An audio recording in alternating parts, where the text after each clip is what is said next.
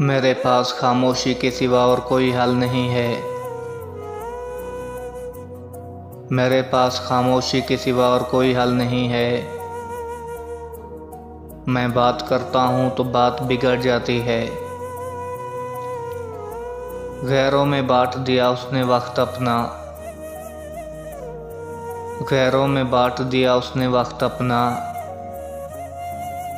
मेरे हिस्से में दूसरे बहाने लिखे थे।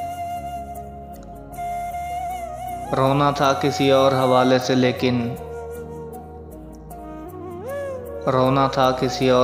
से लेकिन ऐसे में तेरी याद आ गई। खुदा तुम्हें वो मंजिल अता करे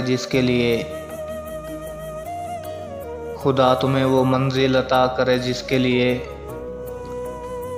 तुमने मेरी कुर्बानी दी थी।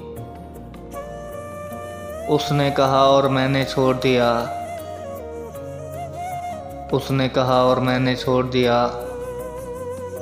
उसके हाथ पे लगी मेहंदी खराब हो रही थी।